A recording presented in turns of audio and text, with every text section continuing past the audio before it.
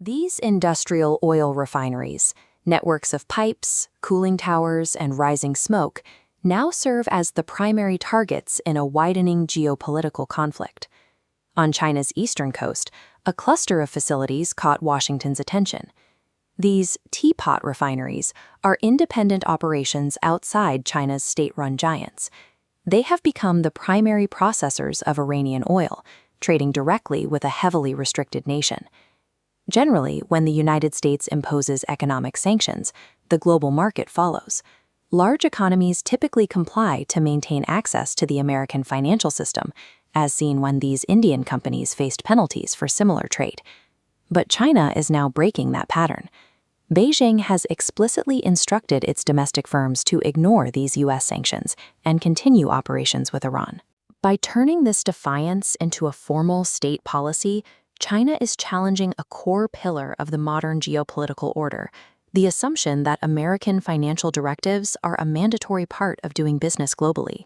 This global compliance is managed here, at the United States Treasury Department, which oversees the enforcement of international financial rules. On April 28th, the Treasury's Office of Foreign Assets Control issued a formal alert.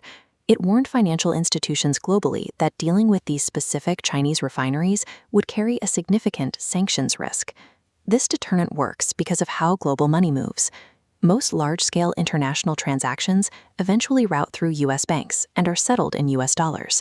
This centralized structure allows Washington to effectively block the transactions or freeze the assets of any company that ignores its warnings. This financial leverage provides a way to exert pressure on a target country's economy without ever moving a single soldier or firing a shot. China, under Xi Jinping, is now deploying a counter-strategy designed to bypass this leverage entirely. State media and officials in Beijing characterize these U.S. measures as unilateral and outside the bounds of international law, arguing that one nation shouldn't dictate the trade terms of another. Beijing's position is that legitimate sanctions must come from a global consensus, specifically through the United Nations, rather than from the policy goals of a single government. To protect its industries, the Chinese Commerce Ministry created a legal shield, keeping refineries integrated into international commerce, despite U.S. pressure. If a foreign partner pulls out over penalty fears, the Chinese government absorbs the loss, ensuring the refinery remains operational. This represents a shift in the economic landscape. China is no longer just complaining about sanctions. It is neutralizing their effectiveness by taking the financial hit onto the state's own balance sheet. This strategy is grounded in recent observations from the Middle East. Beijing has watched as Iran continued to export oil despite years of a maximum pressure campaign from Washington and a trading partner. This realization has implications beyond oil. It directly affects the strategic calculus regarding Taiwan.